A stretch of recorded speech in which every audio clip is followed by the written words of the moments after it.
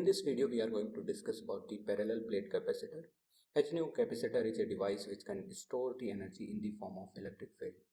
Here I have taken a capacitor. This is a parallel plate capacitor. So what it means by that is we have two plates and they will be connected to the two terminals of the battery.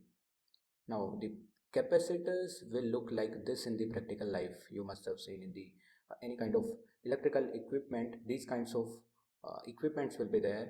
There will be some reading on them like 2200 microfarad, 1000 microfarad, so on. So these are the capacitors. Now what happens in the practical capacitor? We will have two plates like this. There will be very thin plate and in between there will be a dielectric plate which will be inserted and they will be rolled like this. So this is kind of setup of the any capacitor in practical life. So we are taking a case, very simple case, where the capacitors plates are parallel to each other. Let us assume that the cross section area of each plate is A and the distance between the plates. So look in this diagram. Here this distance is D. Alright. So this distance is the separation between plates.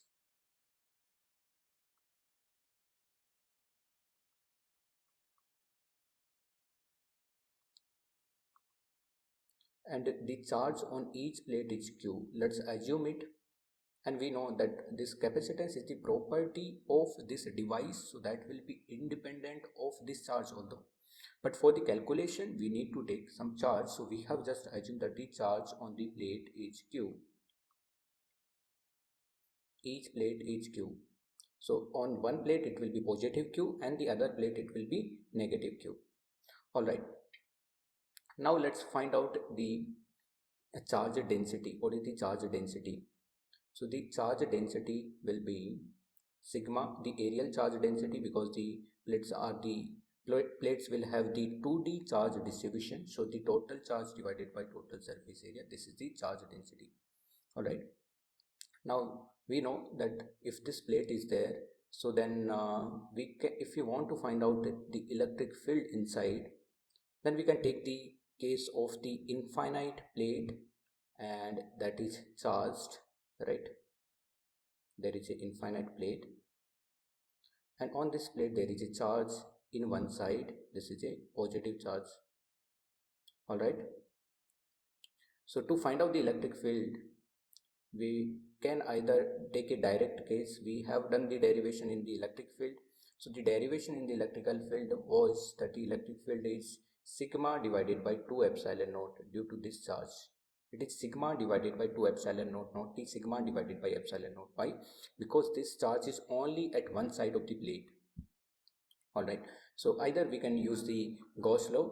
We can take a Gaussian surface, a cylindrical or a cubical surface which is passing through this surface, and through that as well you will get the same answer, sigma divided by 2 epsilon naught. Okay, now this is the electric field due to the positive charge in this direction. Let's call it as E1. Now the another plate is there which is having negative charge, that will also have the same magnitude of electric field, sigma divided by 2 epsilon naught, but the direction will be the opposite direction in this direction. Why? Because this is a negative charge and we know that the direction of electric field will be toward the negative charge and away from the positive charge. This we know from electrostatics. Alright, so we want to find out the net electric field inside it. So the net electric field, E net, is just sum of the E1 vector plus E2 vector. So if we add in the vector format, both the electric field are in the same direction, so they will be simply added. So we will get sigma divided by 2 epsilon naught plus sigma divided by 2 epsilon naught, which is sigma divided by epsilon naught. So sigma divided by epsilon naught is the electric field inside a parallel plate capacitor. Okay, so we got it. Now what to do? Now we need to calculate the potential difference. So again we will go into the electric field. We know that the potential difference is dV, which is equals to minus E vector dot dr vector, right? This was the derivation in the electric field.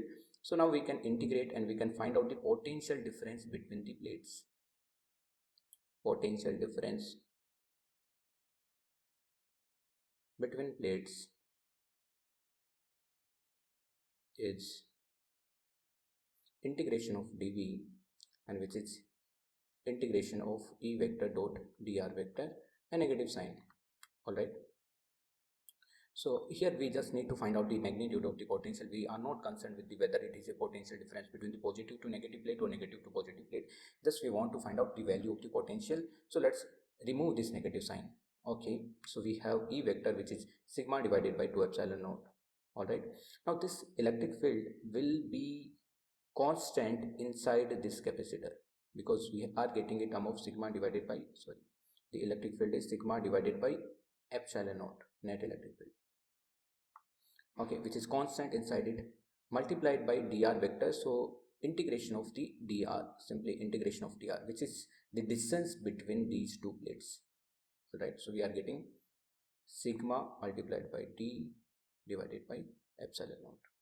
Okay, we got this. This is the potential difference between the plates.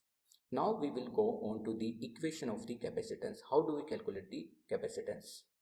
So for the calculation of the capacitance, we know this is a important formula, Q equals to CV. This is a derivation we have done in the beginning of the capacitance, where we introduce the capacitance.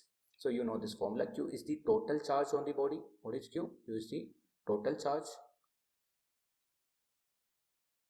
C is the capacitance. And what about the V? V is the potential. V is the potential difference. Potential difference. Okay, so this will be the potential difference between the positive and the negative plate of the capacitor. This we know. So from here the capacitance is Q divided by V.